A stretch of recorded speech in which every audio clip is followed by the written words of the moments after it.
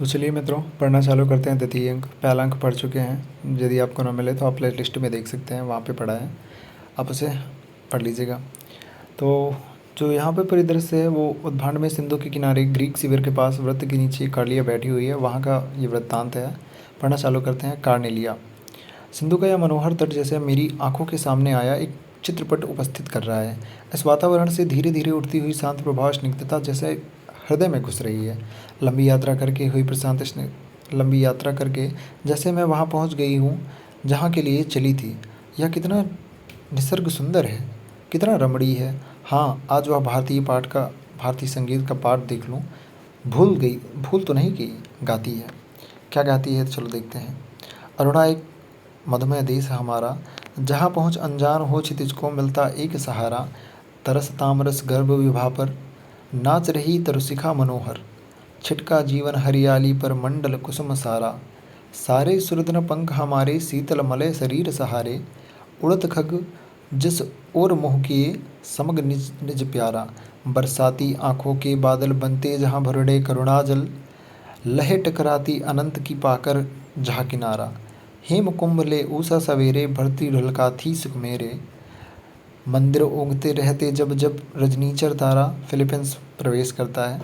कैसा मधुर गीत है कार्लिया। तो यहाँ पे तुमने तो भारतीय संगीत पर पूरा अधिकार जमा लिया है, चाहे हम लोगों को भारत पर अधिकार करने में अभी विलंब ही क्यों ना हो। तो कार्नेलिया क्या कहते हैं, फिलिप्स यह तुम हो, आज दारा की कन्या वालिक जाएगी।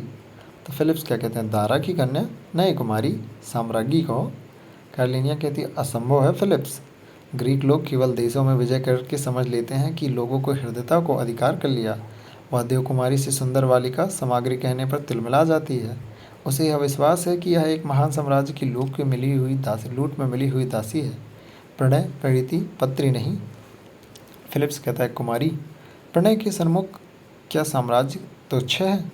कार्नेलिया, यदि प्रणय हो।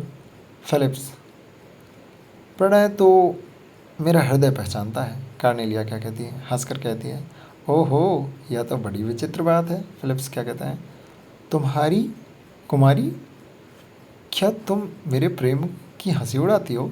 कार्नेलिया कहती है, नहीं सेनापति, तुम्हारा उत्कट प्रेम तो भयानक होगा, उससे तो डरना चाहिए। फिलिप कहता है गंभीर होकर, मैं पूछने आया हूँ कि आगामी युद्धों से दूर रहने के लिए शिविर में सब स्त्री स्कंधावार में सामग्री के साथ जा रही हैं, तो क्या तुम भी साथ चलोगी। कार्नेलिया, नहीं, संभवतः पिताजी को यहीं रहना होगा, इसलिए मेरे जाने की आवश्यकता नहीं। तो फिलिप्स कुछ सोचकर कहता है, कुमारी ना जाने फिर कब दर्शन हो, इसलिए एक बार इन कोमल करों को छूमने की आज्ञा दो। कार्नेलिया, तुम मेरा अपमान करने का साहस ना करो फिलिप्स। फिलिप्स क्या कहते हैं, प्राण देकर भी नहीं कुमारी, परंतु प्रेम अंधा है। कार्नेलिया, तुम अपने अंधेपन से दूसरे को ठुकराने का लाभ नहीं उठा सकते फिलिप्स। फिलिप्स क्या कहते हैं इधर उधर देखकर, यह नहीं हो सकता। कार्नेलिया का हाथ पकड़ना चाहता है, वह चिल्लाती है, रक्षा करो रक्षा करो। चंद्रगुप्त प्रवेश करके फिलिप्स की गर्दन पकड़कर दबाता है। वह गिरकर क्षमा मांगता है, चंद्रगुप्त छोड़ देता है। कार्नेलिया, धन्यवाद आर्यवीर। फिलिप्स लज्जित होकर, कुमारी प्रार्थना करता हूँ कि इस घटना को भूल जाओ और क्षमा करो। कार्नेलिया, क्षमा तो कर दूंगी परंतु भूल नहीं सकती। फिलिप्स, अब तुम यहाँ से निकल लो। फिलिस्तीन नतमस्तक होकर निकल लेता है। चंद्रगुप्त, चलिए आपको शिविर के भीतर पहुँचा दूँ। अब भैया चंद्रगुप्त बन गए हीरो, यहाँ पे एंट्री मार दी है इन्होंने। आगे देखते हैं क्या होता है। कार्नेलिया कहते हैं, पिताजी कहाँ हैं, उनसे यह बात कह देनी होगी, यह घटना नहीं तुम्हें कह देना। चंद्रगुप्त, ओह वे मुझे भुला गए हैं, मैं जाता हूँ, उनसे कह दूंगा। कार्नेलिया, आप चलिए मैं आती हूँ। चंद्रगुप्त का प्रस्थान हो जाता है। कार्नेलिया, एक घटना हो गई। फिलिप्स ने विनती की उसे भूल जाने की, किंतु उस घटना से और किसी का संबंध है, ये कैसे भूल जाऊँ। उन दोनों से श्रृंगार और रौद्र का संगम है। वह भी कितना आकर्षक है, कितना तरंग संकुल है। इसी चंद्रगुप्त के लिए ना उस साधु से भविष्यवाणी की है भारत सम्राट होने की, इसमें कितनी विनयशील वीरता है। अब ये जो कार्नेलिया हैं अपने मन में चंद्रगुप्त के लिए बड़े बड़े विचार सजा बैठी हैं। कुछ सैनिकों के साथ सिकंदर का प्रवेश होता है। सिकंदर, विजय करने की इच्छा क्रांति से मिलती जा रही है। हम लोग इतने बड़े आक्रमण के समारंभ में लगे हैं और यह देश जैसे सोया हुआ है। लड़ना जैसे इनके जीवन का उद्वेगजनक अंश ही नहीं। अपने ध्यान से दार्शनिक के सदस्य विनम्र सुनते हैं। पौरव ने कल्लो झीलम के पास उनके कुछ सेना प्रतिरोध जान करने के लिए केवल देखने के लिए रख छोड़ी है। हम लोग जब पहुंचेंगे तब वे लड़ लेंगे। तो फिर क्या होता है, एनी क्या कहते हैं। एनी का नाम मैंने अभी आपको पहले बताया था, पूरा नाम भूल के आगे बताता हूँ कहीं पर। एनिक्रिटीज़ नाम है इनका। तो ये क्या कहते हैं, मुझे तो ये लोग आलसी मालूम पड़ते हैं। सिकंदर, नहीं नहीं, यहाँ के दार्शनिक की परीक्षा तो तुम कर चुके। दंडायन को देखा ना, थोड़ा ठहरो, यहाँ के वीरों का भी परिचय मिल जाएगा। यह अद्भुत देश है। एनिक्रिटीज़, परंतु आम्भीक तो अपनी प्रतिज्ञा का सच्चा निकला। प्रबंध तो उसने अच्छा कर रखा है। सिकंदर कहता है, लोभी है। सुना है कि एक दिन उसने चिढ़कर अपनी बहन को कुछ कह दिया और उसकी बहन सन्यासिनी हो गई। तो एनिक्रिटीज़ क्या कहते हैं, मुझे विश्वास नहीं होता, इसमें कोई रहस्य होगा। एक बात कहूँगा लेकिन, ऐसे पद में साम्राज्य का समस्या हल करना कहाँ तक ठीक है। क्यों ना शिविर में ही चला जाए। सिकंदर कहता है, एनिक्रिटीज़, फिर तो परिलोसिस का राजमहल छोड़ने की आवश्यकता ही नहीं। यहाँ एकांत में मुझे कुछ ऐसी बातों पर विचार करना है जिन पर भारत अभियान का भविष्य निर्भर है। मुझे उस नंगे ब्राह्मण की बातों पर बड़ी आशंका हो रही है। भविष्यवाणियाँ प्रायः सत्य होती हैं। एक ओर से फिलिप्स, आम्भीक, दूसरी ओर से सिलिकस और चंद्रगुप्त का प्रवेश होता है। सिकंदर, कहो फिलिप्स, तुम्हें क्या कहना है। फिलिप्स, आम्भीक से पूछ लिया जाए। आम्भीक? तो आम्भीक कहते हैं, यहाँ एक षड्यंत्र चल रहा है। फिलिप्स कहते हैं, और उसके सहायक हैं सिल्यूकस। आगे देखते हैं। सेल्यूकस क्रोध और आश्चर्य से, इतनी नीचता, अभी उस लज्जाजनक अपराध का प्रकट करना बाकी ही रहा। उल्टा अभियोग प्रमाणित करना होगा फिलिप्स, नहीं तो खड्ग इसका न्याय करेगा। सिकंदर, उत्तेजित ना हो सेल्यूकस। फिलिप्स कहता है, तलवार तो कभी का न्याय कर देती, परंतु देवपुत्र का भी जान लेना आवश्यक था। नहीं तो ऐसे निर्लज्ज विद्रोही की हत्या करना भी पाप नहीं पुण्य है। सिल्लिकस तलवार खींचता है। सिकंदर, तलवार खींचने से अच्छा होता। सिकंदर क्या कहता है, तलवार खींचने से अच्छा होता कि तुम अभियोग को निर्मूल प्रमाणित करने की चेष्टा करते। बतलाओ, तुमने चंद्रगुप्त के लिए अब क्या सोचा। सेल्यूकस कहता है, चंद्रगुप्त ने अभी अभी कार्लिनिया के इस नीच फिलिप्स के हाथों से अपमानित होने से बचाया है, और मैं स्वयं यह अभियोग आपके सामने उपस्थित करने वाला था। सिकंदर, परंतु साहस नहीं हुआ, क्यों सेल्यूकस। फिलिप्स कहता है, क्यों साहस होता। इनकी कन्या दानरायण के आश्रम पर भारतीय दर्शन पढ़ने जाती है, भारतीय संगीत सीखती है, वहीं पर विद्रोहकारिणी अलका भी आती है, और चंद्रगुप्त के लिए जनरव फैलाया गया है कि भारत का भावी सम्राट होगा। सेल्यूकस कहता है, रोक, अपनी अबाध गति से चलने वाली जीभ रोक। सिकंदर कहते हैं, ठहरो सेल्यूकस, तुम अपने को विचाराधीन समझो। हाँ तो चंद्रगुप्त, मुझे तुमसे कुछ कहना है। चंद्रगुप्त कहता है, क्या है। सिकंदर, सुना है कि मगध का वर्तमान शासक एक नीच जन्मा जारस संतान है। उसकी प्रजा असंतुष्ट है और तुम उस राज्य को हस्तगत करने का प्रयत्न कर रहे हो। चंद्रगुप्त, हस्तगत नहीं, उसका शासन बड़ा क्रूर हो गया है। मैं मगध का उद्धार करना चाहता हूँ। सिकंदर कहता है, और उस ब्राह्मण के कहने पर अपने सम्राट होने का तुम्हें विश्वास हो गया होगा, जो परिस्थिति देखते हुए असंभव भी नहीं जान पड़ता। चंद्रगुप्त, असंभव क्यों नहीं।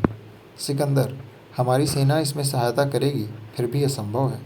चंद्रगुप्त, मुझे आपसे सहायता नहीं लेनी है। सिकंदर क्रोध में कहता है, फिर इतने दिनों तक ग्रीक शिविर में तुम्हारे रहने का क्या उद्देश्य। चंद्रगुप्त कहता है, एक सादा निमंत्रण और सिल्लिकस के उपकृत होने के कारण उनके अनुरोध की रक्षा। परंतु मैं यवनों को अपना शासक बनने को आमंत्रित करने नहीं आया हूँ। सिकंदर, परंतु इन्हीं यवनों के द्वारा भारत में जो आज तक कभी भी आक्रांत नहीं हुआ, विजित किया जाएगा। चंद्रगुप्त कहता है, यह तो भविष्य के गर्भ में है, उसके लिए अभी से इतनी उछल कूद मचाने की आवश्यकता नहीं। सिकंदर, अबोध युवक तो गुप्तचर है। चंद्रगुप्त, नहीं, कदापि नहीं। अवश्य ही यहाँ रहकर यवन रणनीति से मैं कुछ परिचित हो गया हूँ। मुझे लोभ के पराभूत गंधार राज आम्भीक समझने की भूल ना होनी चाहिए। मैं मगध का उद्धार करना चाहता हूँ, परंतु यवन लुटेरों की सहायता से नहीं। सिकंदर, तुमको अपनी विपत्तियों से डर नहीं, ग्रीक लुटेरे हैं। चंद्रगुप्त, क्या यह झूठ है। लूट के लोभ से हत्या व्यवसायियों को एकत्रित करके उन्हें वीर सेना कहना रण कला का उपहास करना है। सिकंदर आश्चर्य और क्रोध से, सेल्यूकस। तो चंद्रगुप्त, सेल्यूकस नहीं, चंद्रगुप्त के कहने की बात चंद्रगुप्त से ही कहनी चाहिए। अंबिक कहता है कि स्पष्टता से बात करो। तो चंद्रगुप्त क्या कहता है, स्वच्छ हृदय भीरू कायरों की सी वंचक शिष्टता नहीं जानता, अनार्थ देशद्रोही। अंबिक चंद्रगुप्त रोटियों की लालच से या घृणाजनक लोभ से सिकंदर के पास नहीं आया है। सिकंदर कहता है बंदी कर लो इसे। अंबिक फिलिप्स एनाक्रिटीज टूट पड़ते हैं। चंद्रगुप्त असाधारण वीरता से तीनों को घायल करता हुआ निकल जाता है। सिकंदर कहता है सिल्यूकस। सिल्यूकस कहता है सम्राट। सिकंदर यह क्या? सिल्यूकस, आपका अविवेक। चंद्रगुप्त एक वीर युवक है, यह आचरण उसकी भावी श्री और पूर्ण मनुष्यता द्योतक है। सम्राट, हम लोग जिस काम से आए हैं उसे करना चाहिए। फिलिप्स को अंतापुर की महिलाओं के साथ वाल्हीक जाने दीजिए। सिकंदर सोचकर, अच्छा ठीक है जाओ, तो वहाँ से प्रस्थान कर लेते हैं। आगे हम लोग पढ़ेंगे इसमें के दूसरा पार्ट। ये जो परिदृश्य है झेलम तट का वनपथ है और यहाँ पे बात क्या हो रही है, चाणक्य, चंद्रगुप्त और अलका का प्रवेश होता है। अलका, आर्य हम लोगों का क्या कर्तव्य है? चाणक्य कहते हैं पलायन।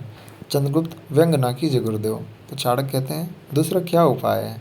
अलका, क्यों नहीं है बताओ। चाणक्य, हो सकता है, दूसरी ओर देखने लगता है। चंद्रगुप्त, गुरुदेव। चाणक्य कहते हैं परिव्राजक होने की इच्छा है, क्या यही एक सरल उपाय है? आगे चंद्रगुप्त कहते हैं नहीं, कदापि नहीं, कदापि नहीं। यवनों को प्रतिपद में बाधा देना मेरा कर्तव्य है और मैं शक्ति भर प्रयत्न करूंगा। चाणक्य, यह तो अच्छी बात है, परंतु सिंहगण अभी नहीं आया। चंद्रगुप्त, उसे समाचार मिलना चाहिए। तो चाणक्य कहता है उसे अवश्य मिला होगा। अलका, यदि ना आ सके। अलका कहती है यदि ना आ सके। चाणक्य, जब काली घटाओं के आकाश गिरा हो, रहकर बिजली चमक जाती हो, पाँव स्तब्ध हो, उससे बढ़ रही हो और आषाढ़ के आरंभिक दिन हो, तब किसी बात की संभावना करनी चाहिए। अलका, जलकर रोशनी, तब किस बात की संभावना करनी चाहिए? तो जैसे एक पहेली की जैसे चाणक्य बुझाते हैं अलका को, तो अलका कहते हैं जल बरसने की। तो चाणक्य कहते हैं ठीक उसी प्रकार जब देश में युद्ध हो, सिंहरण मालों को समाचार मिला हो, तब उसके आने की भी निश्चित आशा है। चंद्रगुप्त कहते हैं उधर देखिए, वो दो व्यक्ति कौन आ रहे हैं? सिंहरण का सहारा लिए गर्व गधार राज का प्रवेश होता है। चाणक्य, राजन। गांधार राज, विभो की विछल नाव से मंत्रित एक वृद्ध, जिसके पुत्र ने विश्वासघात किया हो और कन्या ने साथ छोड़ दिया हो, वही एक राजा अभागा मनुष्य हूँ। अलका, पिताजी। गले लिपट जाती है। गांधार, गांधार कहते हैं बेटी अलका, अरे तू कहाँ भटक रही है? अलका कहती है नहीं, कहीं नहीं पिताजी, आपके लिए थोड़ी सी झोपड़ी बना रखी है, चलिए विश्राम कीजिए। छोटी सी झोपड़ी बना रखी है, चलिए विश्राम कीजिए। तो गांधार कहते हैं नहीं, तो मुझे अपनी अब की झोपड़ी में बिठाकर चली जाएगी, जो महलों को छोड़ चुकी है। उसका झोपड़ियों के लिए क्या विश्वास? अलका, नहीं पिताजी, विश्वास कीजिए। सिंहरण से कहती है मालो, मैं कृतज्ञ हुई। उसके बाद क्या होता है? सिंहरण सस्मित नमस्कार करता है। पिता के साथ अलका का प्रस्थान। चाणक्य, सिंहरण तुम आ गए, परंतु आगे कुछ बातें करता है। सिंहरण क्या कहता है? किंतु परंतु नहीं आ रही, आप आज्ञा दीजिए, हम लोग कर्तव्य में लग जाएं। विपत्तियों के बादल मंडरा रहे हैं। चाणक्य, उसकी चिंता नहीं, पौधे अंधकार में बढ़ते हैं और मेरी नीति लता भी की भांति की विपत्ति तुम से लहलही होगी। हाँ, केवल शौर्य से काम नहीं चलेगा, एक बात समझ लो, चाणक्य सिद्धि देखता है, साधन कैसे भी हो। बोलो, तुम लोग प्रस्तुत हो? सिंह कहता है हम लोग प्रस्तुत हैं। चाणक्य, तो युद्ध नहीं करना होगा। चंद्रगुप्त, फिर क्या? तो चाणक्य कहते हैं सिंहरण और अलका को नट और नटी बनना होगा। चंद्रगुप्त बनेगा सपेरा और मैं ब्रह्मचारी। देख रहे हो चंद्रगुप्त, पर्वतेश्वर की सेना में जो एक गुल्म अपनी छावनी अलग डाले है, वे सैनिक कहाँ के हैं? चंद्रगुप्त, नहीं जानता। तो चाणक्य क्या कहते हैं, अभी जानने की आवश्यकता भी नहीं, हम लोग उसी सेना के साथ अपने स्वांग जाएंगे, वही हमारे खेल होंगे। चलो हम लोग चलें। देखो, वह नवीन गुल्म का एक युवक सेनापति जा रहा है। कल्याणी, सेनापति?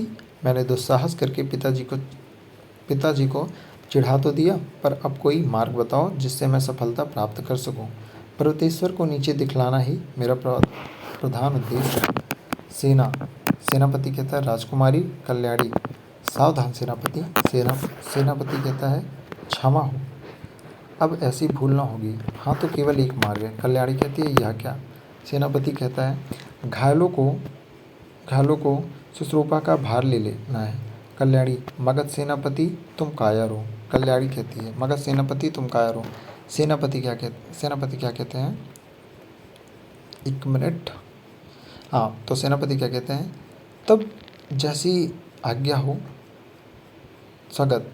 स्त्री की अधीनता वैसी ही बुरी होती है जिस तरह होती है तिस पर युद्ध क्षेत्र में भगवान ही बचावें। कल्याणी कहती है मेरी इच्छा है कि जब पर्वतेश्वर यवन सेना द्वारा चारों ओर से घिरा जाए उस समय उसका उद्धार करके अपना मनोरथ पूर्ण करो। सेनापति कहता है यह तो अच्छी बात है। कल्याणी कहती हैं और तब तक हम लोगों की रक्षित सेना एक एक कर रुक रुक कर यह लो पर्वतेश्वर इधर ही आ रहा है। पर्वतेश्वर का युद्ध में प्रवेश। पर्वतेश्वर दूर दिखता हुआ वह किस गुल्म का शिविर है? युवक। आगे चंद्रगुप्त। आगे कल्याणी क्या कहती है? मगध गुल्म का महाराज। तो जो पर्व है वो क्या कहते हैं? मगध की सेना असंभव, उसने तो राग निमंत्रण ही अब अस्वीकृत कर दिया था। कल्याणी क्या क्या कहते हैं? परंतु मगध की बड़ी सेना में से एक छोटा सा वीर युवकों का दल इस दल के लिए परम उत्साहित था। स्वेच्छा से इसने युद्ध में योग दिया है। तो आगे पर क्या कहते हैं? प्राच्य मनुष्यों ने में भी इतना उत्साह, वाह क्या बात है। कल्याणी क्या कहती हैं? महाराज उत्साह का निवास किसी विशेष दशा में नहीं है। पर वह हंसकर कहते हैं, पर वो एक फुल नाम है, अभी आपको मैं बता दूंगा, उसे ध्यान रखिएगा, ठीक है। पर वह हंसकर कहते हैं प्रगल्भ हो युवक, परंतु परंतु रण जब नाचने लगता है तब भी यदि तुम्हारा उत्साह बना रहेगा तो मानूंगा। हाँ तुम बड़े सुंदर सुकुमार युवक हो, इसलिए साहस न कर बैठना। तुम मेरी रक्षित सेना के साथ रहो तो अच्छा समझा ना। कल्याणी जैसी आज्ञा। चंद्रगुप्त सिंहरण और अलका का वेश बदलते हुए प्रवेश। ठीक है, अब वेश बदल दिए और प्रवेश करते हैं। तो सिंहरण क्या कहते हैं? खेल देख लो खेल, ऐसा खेल तो कभी न देखा होगा और न सुना होगा। तो पर्व क्या कहते हैं? नट इस समय खेल देखने का अवकाश नहीं। अलका क्या युद्ध से पहले घबरा गए? सेनापति वह तो वीरों का खेल ही है। पर्व कहते हैं बड़ी ठीक है। चंद्रगुप्त ना हो तो नागों का ही दर्शन कर लो। कल्याणी बड़ा कौतुक है महाराज, इन नागों को ये लोग किस प्रकार वश में कर लेते हैं? तो चंद्रगुप्त कहता है सक्षम से। महाराज हैं तब तो अवश्य पुरस्कार मिलेगा। सपेरों की चेष्टा करता है, पिटारी खोलकर सांप निकालता है। कल्याणी आश्चर्य है। कल्याणी क्या कहती है? आश्चर्य है। मनुष्य ऐसे कुटिल विषधरों को भी वश कर सकता है, परंतु मनुष्य क्यों नहीं? पर क्या कहते हैं? नट नागों पर तुम लोगों का अधिकार कैसे हो जाता है? चंद्रगुप्त कहते हैं मंत्र महोषधि के भाले से बड़े बड़े मत्तनाग वशीभूत हो जाते हैं। पर वो कहते हैं भाले से? सिंह कहते हैं हाँ महाराज।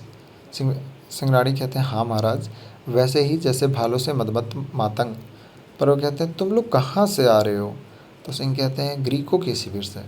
चंद्रगुप्त कहते हैं उनके भाले भारतीय हाथियों के लिए वस्त्र ही हैं। पर वो कहते हैं तुम लोग आंभिक के क्षर तो नहीं हो?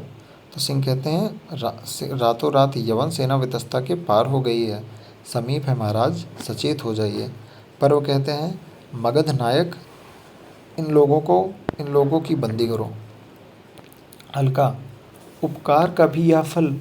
चंद्रगुप्त कहते हैं हम लोग बंदी ही हैं, परंतु रणव्यूह से सावधान होकर सैन्य परिचालन कीजिए। जाइए महाराज, यवन रणनीति भिन्न है। पर्वतेश्वर जो पर्व की नाम हो रही है वो पर्वतेश्वर है, ठीक है। तो पर्वतेश्वर उद्विग्न भाव से जाता है। कल्याणी सिंहरण से चलो हमारे शिविर में ठहरो, फिर बताया जाएगा। उसके बाद चंद्रगुप्त क्या कहते हैं? मुझे कुछ कहना है। कल्याणी कहती हैं अच्छा तो तुम लोग चलो, आगे चलो। सिंहरण इत्यादि आगे बढ़ते हैं। चंद्रगुप्त क्या कहते हैं? इस युद्ध में पर्वतेश्वर की पराजय निश्चित है। कल्याणी कहती है परंतु तुम कौन हो? ध्यान से देखती हुई, मैं तुमको पहचान वगैरह वगैरह वगैरह। तो उसके बाद चंद्रगुप्त कहता है मगध का एक सपेरा। कल्याणी कहती है और एक भविष्यद वक्ता भी। तो चंद्रगुप्त कहते हैं मुझे मगध के पताका के सम्मान की चिंता विंता है वगैरह ऐसी बातें करते हैं। तो कल्याणी कहते हैं कौन? चंद्रगुप्त तो नहीं? चंद्रगुप्त कहता है, अभी तो एक सपेरा हूँ राजकुमारी कल्याणी। कल्याणी, एक क्षण चुप कर, हम दोनों को चुप रहना चाहिए। चलो। दोनों लोगों का प्रस्थान हो जाता है। चलिए तीसरा पार्ट पढ़ते हैं, इसमें देखते हैं क्या है। युद्ध क्षेत्र सैनिकों के साथ पर्वतेश्वर। इस समय का यहाँ पे चित्रण हुआ है। पर्वतेश्वर जो होते हैं, कहते हैं सेनापति भूल हुई। सेनापति कहते हैं हाथियों ने ही उधम मचा रखा है और रथी रथी सेना भी व्यर्थ सी हो रही है। पर वो कहते हैं सेनापति, युद्ध में जय या मृत्यु दो में से एक होना चाहिए। सेनापति कहते हैं महाराज, सिकंदर को वितस्ता पर यह अच्छी तरह विदित हो गया कि हमारे हमारे खंडों में कितनी धार है। स्वयं सिकंदर का अश्व मारा गया और राजकुमार के भीषण भाले की चोट सिकंदर ना संभल सका। पर्वतेश्वर कहते हैं प्रशंसा का समय नहीं है, शीघ्रता करो। मेरा मेरा रणगज प्रस्तुत हो, मैं स्वयं गज सेना का संचालन करूंगा। चलो। सब जाते हैं। कल्याणी और चंद्रगुप्त का प्रवेश होता है। आगे कल्याणी क्या कहती हैं, चंद्रगुप्त, तुम्हें यदि मगध सेना विद्रोही जानकर बंदी बनावे। चंद्रगुप्त कहता है बंदी सारा देश है राजकुमारी, बंदी सारा देश है राजकुमारी। दारुणा द्वेष से सब जकड़े हैं, मुझको इसकी चिंता भी नहीं है, परंतु राजकुमारी का युद्ध क्षेत्र में आना अनोखी बात है। कल्याणी कहती है केवल तुम्हें देखने के लिए। मैं जानती थी कि तुम युद्ध में अवश्य सम्मिलित होगे और मुझे भ्रम हो रहा है कि तुम्हारे निर्वासन के भीतरी कारणों में भी मैं एक हूँ। चंद्रगुप्त कहता है परंतु राजकुमारी, मेरा हृदय देश की दुर्दशा से व्याकुल है। मैं इस ज्वाला से स्मृतिलता मेरी मुरझा गई है। कल्याणी कहती है चंद्रगुप्त, तो चंद्रगुप्त कहता है राजकुमारी, समय नहीं, देखो यह भारतीयों के प्रतिकूल देव ने मेघमाला का सृजन किया है। रथ बेकार होंगे और हाथियों का प्रत्यावर्तन और भी भयानक हो रहा है। कल्याणी कहती है तब मगध सेना तुम्हारे अधीन है, जैसा चाहो करो। चंद्रगुप्त कहता है पहले उस पहाड़ी पर सेना एकत्रित होनी चाहिए। शीघ्र आवश्यकता होगी, पर्वतेश्वर की पराजय को रोकने की चेष्टा कर देखूं। कल्याणी कहती है चलो। मेघों की गड़गड़ाहट, दोनों चले जाते हैं। एक ओर से सिल्युकस, दूसरी ओर पर्वतेश्वर का ससैन्य प्रवास, युद्ध। ठीक है। तो सिल्युकस यहाँ पे कहता है पर्वतेश्वर अन्न रख दो, पर्वतेश्वर अस्त्र रख दो। तो पर्वतेश्वर कहते हैं यवन सावधान, बचाओ अपने को। तुमुल युद्ध घायल होकर सिल्युकस का हटना। तो पर्वतेश्वर कहता है सेनापति, देखो उन कायरों को रोको, उनसे कह दो कि आज रणभूमि में पर्वतेश्वर पर्वत के समान अचल है। जय पराजय की चिंता नहीं, उन्हें बतला देना होगा कि भारतीय लड़ना जानते हैं। बादलों में पानी बरसने की जगह वज्र बरसे, सारी गर्जनें छिन्न भिन्न हो जाए, रजीव वितरित हो, रक्त के नाले दलमनियों से कहें, परंतु एक पग भी पीछे हटना पर्वतेश्वर के लिए असंभव है। धर्मयुद्ध के प्रांगण भिक्षा मांगने वाले भिखारी की जन्म नहीं। आओ, जो भगोड़ो, उन भगोड़ों के एक वीर जननी के स्तन्य की लज्जा के नाम पर रुकने के लिए कहो कि मरने का एक क्षण एक ही आ जाए तो आ जाओ। सेनापति का प्रस्थान होता है। सिंहरण और अलका का प्रवेश होता है। सिंहरण कहते हैं महाराज, यह स्थान सुरक्षित नहीं, उस पहाड़ी पर चलिए। पर्वतेश्वर कहते हैं तुम कौन हो युवक। सिंहरेश्वर कहते हैं एक मालो हूँ। पर्वतेश्वर कहते हैं मालो के मुख से ऐसा कभी नहीं सुना गया। मालो, खन्न घृणा देखनी हो तो खड़े रहो। मालो, खन्न घृणा देखनी है तो खड़े रहो, डर लगता हो तो पहाड़ी पर जाओ। तो ये एक उपहास उड़ाते हैं उसका, सिंहरण का। तो आगे सिंहरण क्या कहता है, महाराज यवनों का एक दल वहाँ आ रहा है। पर्वतेश्वर, आने दो, तुम हट जाओ। सेल्यूकस और फिलिप्स का प्रवेश होता है। सिंहरण और पर्वतेश्वर का युद्ध, लड़खड़ा कर गिरने की चेष्टा, चंद्रगुप्त और कल्याणी का सैनिकों के साथ पहुंचना, दूसरी ओर सिकंदर का आना, युद्ध बंद करने के लिए सिकंदर की आज्ञा। तो आगे क्या होते हैं, चंद्रगुप्त कहते हैं युद्ध होगा। तो सिकंदर कहते हैं कौन चंद्रगुप्त, कौन चंद्रगुप्त। चंद्रगुप्त कहता है हाँ, देवपुत्र। तो सिकंदर कहते हैं किससे युद्ध। मुमूर्षु घायल वीर पर्वतेश्वर से कदापि नहीं। आज मुझे जय पराजय का विचार नहीं, मैंने एक अलौकिक वीरता का स्वर्गीय दृश्य देखा है। होमर की कविता में पढ़ी हुई जिस कल्पना का मेरा हृदय भरा है, उसे यहाँ प्रत्यक्ष देखा। भारतीय वीर पर्वतेश्वर, अब मैं तुम्हारे साथ कैसा व्यवहार करूं। पर्वतेश्वर रक्त पोंछते हुए, जैसा एक नरपति अन्य नरपति के साथ करता है। सिकंदर तो सिकंदर कहते हैं, मैं तुमसे मैत्री करना चाहता हूँ। विस्मय विमुग्ध होकर, तुम्हारी सराहना किए बिना मैं नहीं रह सकता। धन्य आर्यवीर। तो पर्वतेश्वर कहते हैं, मैं तुमसे युद्ध न करके मैत्री भी कर सकता हूँ। चंद्रगुप्त कहते हैं, पंचनद नरेश, आप क्या कर रहे हैं? समस्त मागध सेना आपकी प्रतीक्षा में है, युद्ध होने दीजिए। तो कल्याणी कहते हैं, इन थोड़े से अर्धजीनों यवनों को विचलित करने के लिए पर्याप्त मागध सेना है महाराज, आज्ञा दीजिए। तो पर्वतेश्वर कहते हैं, नहीं युवक, वीरता भी एक सुंदर कला है, उस पर मुग्ध होना आश्चर्य की बात नहीं। मैंने वचन दे दिया, अब सिकंदर चाहे हटे। तो सिकंदर कहते हैं, कदापि नहीं। कल्याणी सिरस्त्र फेंक कर सिर सिररण फेंक कर कहते हैं फेंक कर कहती है, जाती हूँ क्षत्रिय पर्वतेश्वर, तुम्हारे पतन में रक्षा न कर सकी, बड़ी निराशा हुई। पर्वतेश्वर कहता है, तुम कौन हो? तो चंद्रगुप्त कहता है, मगध राजकुमारी कल्याणी देवी। पर्वतेश्वर कहता है, ओह पराजय, निकृष्ट पराजय।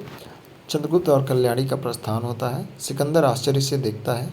अलका घायल सिंगरण को उठाना चाहती है कि अंबिक आकर दोनों को बंदी करता है। तो पर्वतेश्वर कहता है, यह क्या? अंबिक कहता है, इनको अभी बंदी बनाकर रखना आवश्यक है। पर्वतेश्वर, ये लोग मेरे यहाँ रहेंगे? तो सिकंदर कहता है, पंचदन नरेश की जैसी इच्छा हो वैसे। आगे देखते हैं, मालों में सिंगरण के उत्थान का एक किस्सा। मालविका प्रवेश करके फूल मालविका का प्रवेश होता है।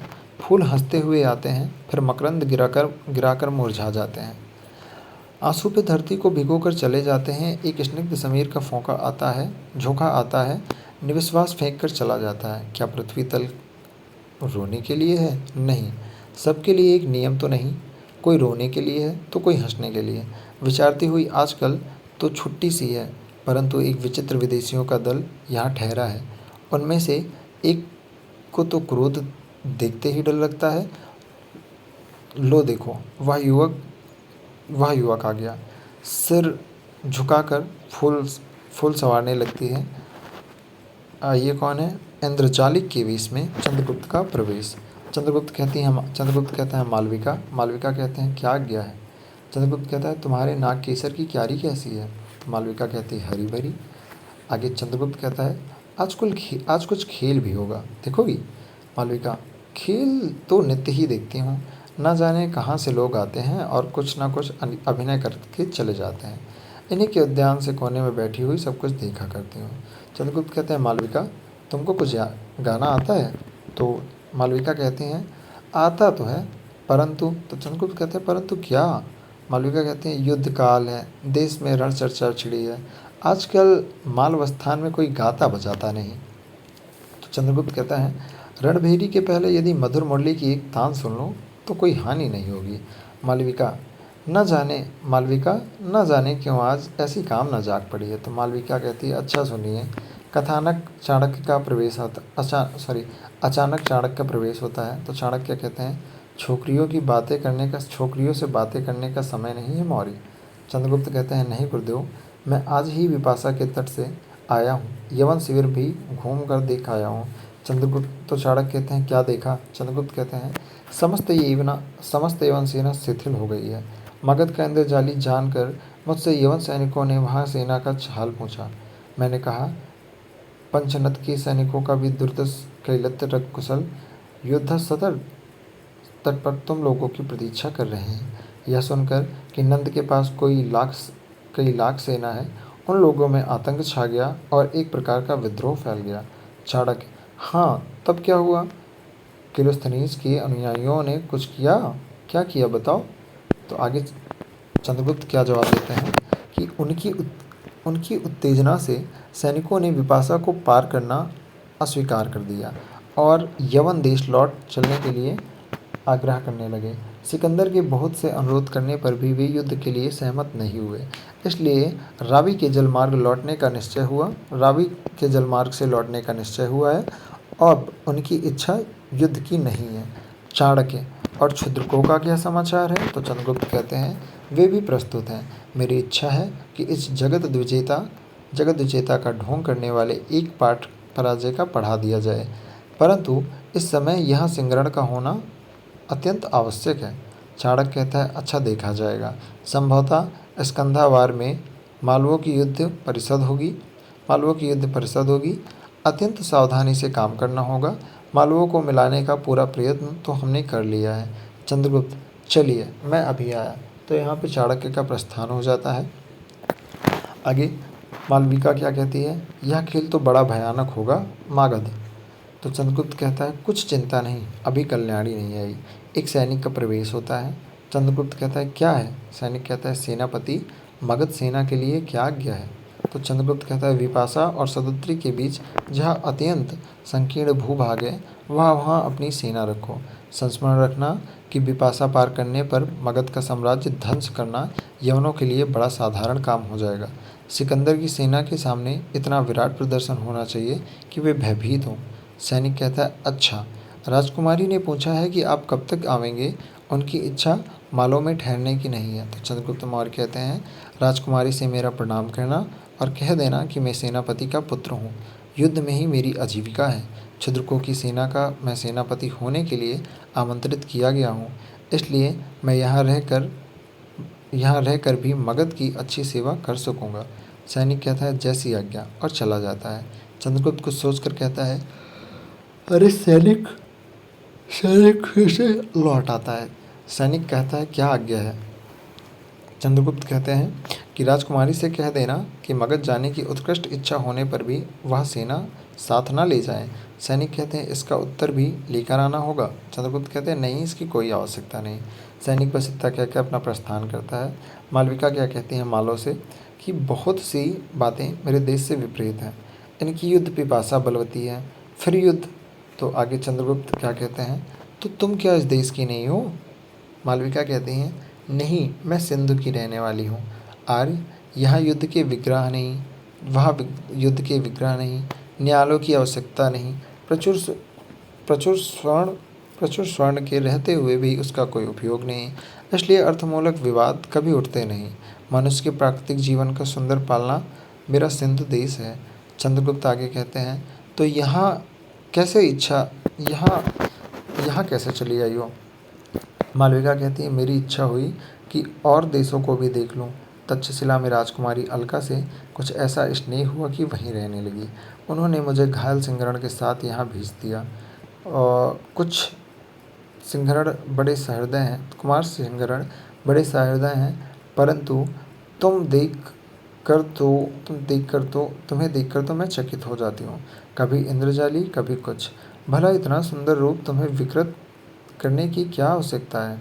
चंद्रगुप्त कहते हैं, सुबह मैं तुम्हारी सरलता पर मुग्ध हूँ, तुम इन बातों को पूछकर क्या करोगी? और ऐसा कहकर प्रस्थान कर लेता है। मालविका कहती हैं कि स्नेह से हृदय चिकना हो जाता है, परंतु फिसलने का भय भी है। अद्भुत युवक है, देखो कुमार सिंहरण कब आते हैं। आगे जो 5वां है,